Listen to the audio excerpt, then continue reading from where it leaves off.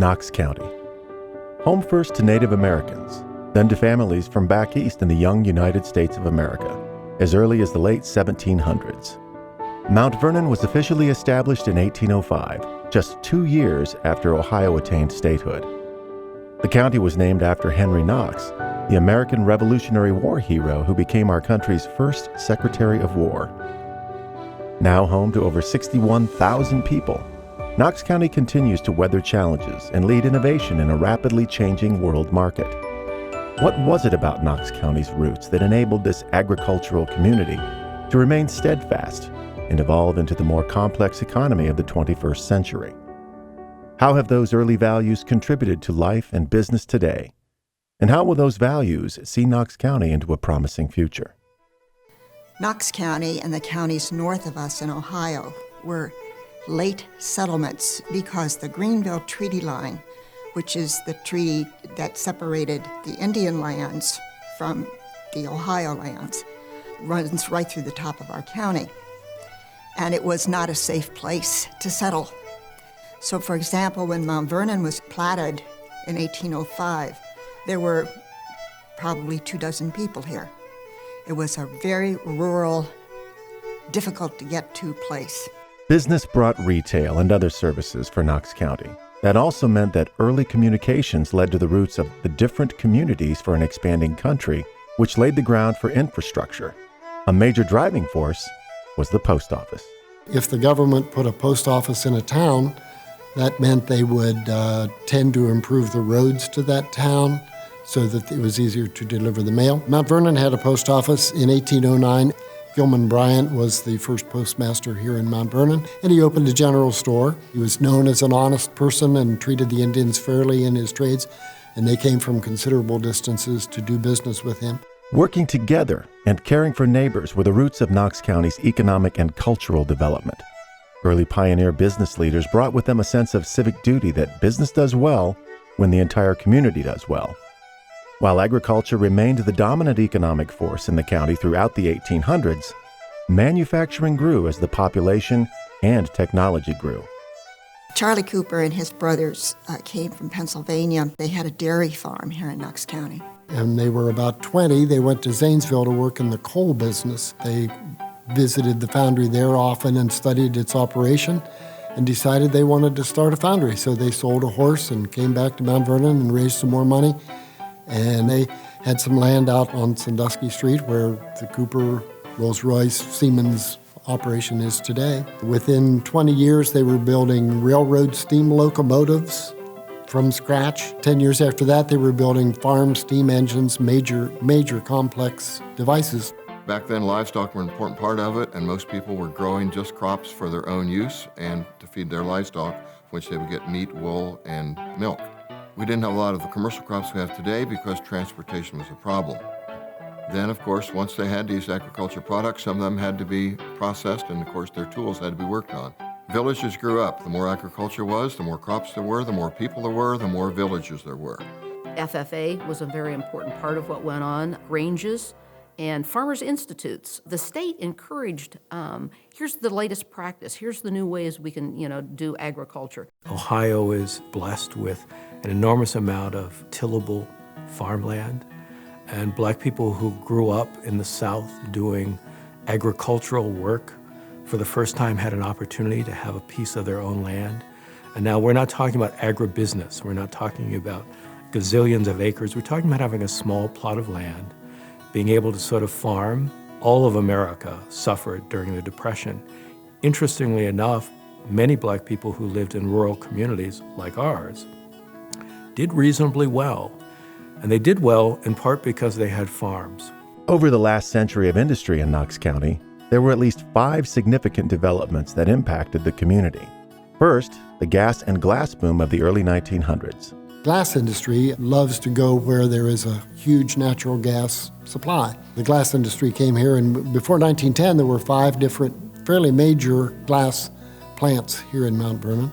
One of them was started by Rex Lamb called the Essex Glass Company, and it operated here until about 1920, and then they moved to other locations, and Mr. Lamb stayed here, and he started the Lamb Glass Company, which made bottles, primarily medicine bottles in the beginning, and mason jars, and then later on milk bottles. They became a major supplier of milk bottles to dairies throughout the country. The other side of the glass business are window glass. There were 2 or 3 families that had window glass plants here that eventually were absorbed by the Pittsburgh Plate Glass Company that came here in 1910, built a large plant in Mount Vernon, and employed lots and lots of people.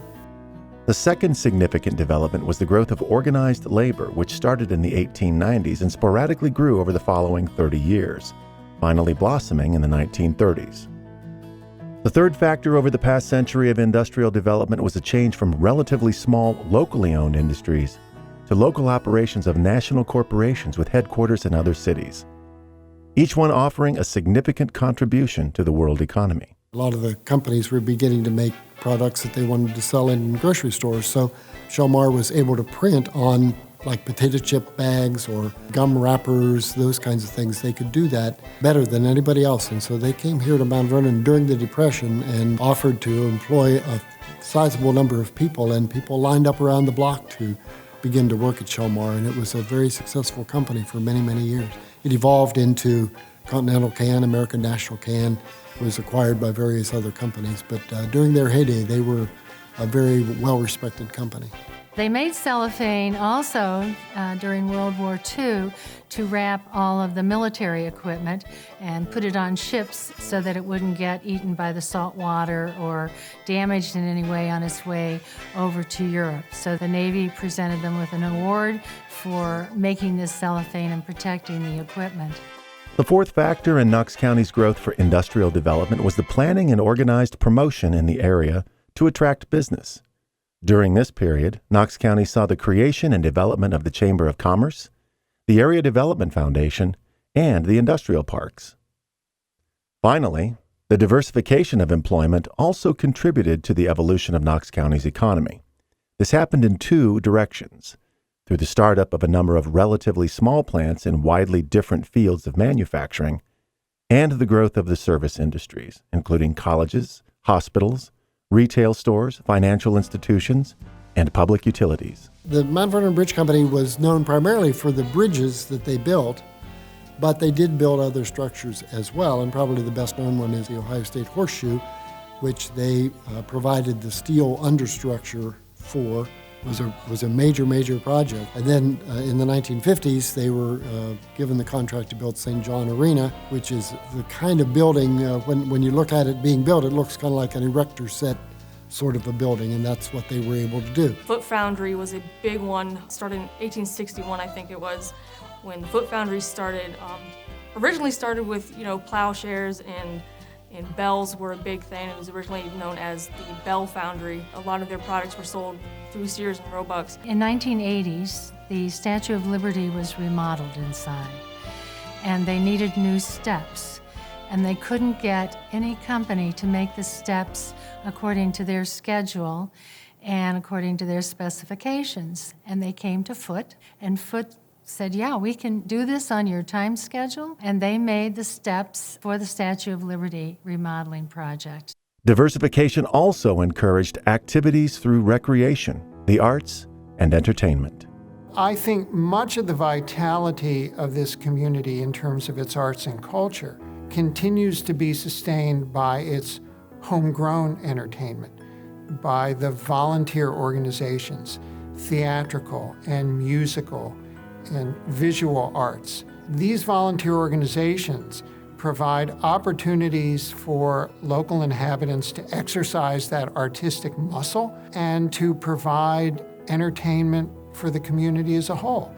And people enjoy that in a special way. They enjoy it for its artistic merit, but they also enjoy it because they know the people who are up on the stage. And that provides a kind of value-added quality to those arts that you aren't going to get even when you have the finest musicians and theatrical performers and lecturers come from across the country. Where we have our park now, the Centerburg Memorial Park, it's where we do the festivals in Centerburg, USA Days, bringing it into current times, and the Old Time Farming Festival. It's adjacent to the railroad. They could see the railroad coming and going, but then when the railroad was no longer serving the area, we've eventually turned that into a rail trail. It's part of the Ohio to Erie Trail. Our little section is the Heart of Ohio Trail. It's been in development since 2000. Well, every single community in Knox County has some sort of festival it does annually. Mount Vernon, you have the Knox County Fair, which impacts the entire county. You also have the Dan Emmett Music and Arts Festival. In Fredericktown, you have the Tomato Show every September, and also big 4th of July celebrations, Christmas walks. Danville has the Danville-Howard Turkey Festival. The Great Mohican Powwow is in Knox County as well. It just brings hundreds of thousands of outside visitors to the county every year, and all the festivals combined. Forward-thinking business leaders realized that there is a return on their investment in these activities. In Knox County alone, we are the 6th county in the state in terms of tourism, and we bring in $83.6 million a year in direct income from tourism, and $31.6 million of those dollars are directly given to wages. One important element of Knox County's vitality, and one of the things that I think makes it distinctive in comparison with a lot of the counties surrounding us, is the long-standing educational opportunities that have existed here. In the early 1800s, Knox County, at the eastern edge of the Northwest Territory, had a visitor from Hartford, Connecticut, who envisioned a college in this newest part of the country. Historically, the community has attracted schools, such as the first one, Kenyon College, coming into the county. The founder, Philander Chase, who was the first Episcopal Bishop of Ohio, had originally intended for the college to be on his farm in Worthington, Ohio, but he quickly decided that he needed the college to be away from what he called the vice and dissipation of urban life. So he started looking for alternate locations around the state. And in 1825, he came to Mount Vernon to preach to the new Episcopal congregation. After the services, one of the parishioners, Henry Curtis, told him about some land that his wife's uncle owned just east of Mount Vernon. So the two of them rode out on horseback to see the land. They got to the top of the hill, looked around, and Philander Chase was able to see that there was a large, long, fairly flat plateau on top of the hill, and he made the momentous decision to locate the college there with the words, "This will do." Over a century later, the 1960s saw the advent of the college which became Mount Vernon Nazarene University, also having a significant impact on the community's economic development. When Mount Vernon heard that this was going on and that there would be the possibility of landing a college here, they put together a consortium of business leaders to put together an offer. This group of businessmen put together a plan to raise enough money to purchase part of what at that time was the Columbus Delano farm on Martinsburg Road. I do not know if Mr. Rudin and Mr. Carl and the other business leaders who were involved in bringing Mount Vernon Nazarene University to Knox County know the story of Henry Curtis and Dan Norton and Kenyon College, but it was exactly the same sort of thing. They knew that the Nazarene Church was looking for a college site, and they worked together with the business community and educational community to bring it to Mount Vernon. The end of World War II and the following decades saw the arrival of homegrown big business in the county. Knox County businesses were growing again in agriculture, manufacturing, construction and other trades, and healthcare. To meet the demand for human resources as the market in these areas increased, trades and education became crucial. Close ties to education played a significant role. My father started the adult education program here with courses like typing, art, some languages, and they had it at the high school in the evenings. And after several years of working with the adult education program, he also proposed a vocational education system that would be built for high school students so that they could get vocational ed as well as a high school diploma. A key feature of those was they had advisory committees that made sure that they were paying people for a craft or trade that there was employment available for in that county. This keeps the people at home where they can be more productive and keep their families here and continue to contribute to the economy of the community. Look how the Mount Vernon Nazarene University and Central Ohio Technical College and other institutions are finding their place and becoming major sort of contributors, not just to downtown, but to the entire community. And that's really sort of important here. Like the modern-day companies in Knox County, the lessons and value system from the early entrepreneurs are evident today. The business was going to be successful if the town was successful. And that meant in everything, like education. That's why the business community here has always sponsored and supported the schools here, but also having a healthy community. That vision of a healthy community led to one of the most significant creations in the county from business leaders, which was spearheaded by the Chamber of Commerce, a comprehensive plan for Knox County. In the mid-1990s, Central Ohio was experiencing a rather dramatic expansion of Columbus, ex-urban sprawl. And it was moving out in all directions, including northeast toward Knox County. Leaders in Knox County, very much to their credit, Tom Heine and others, were alarmed at this and saw the possibility of this expansion totally transforming the community that we knew and loved. Many people, not necessarily those of rural background, recognized the value of the rural nature of Knox County, and we're determined to prevent sprawl. Keeping the urban areas confined and then keeping rural areas somewhat unaffected with that benefits everybody.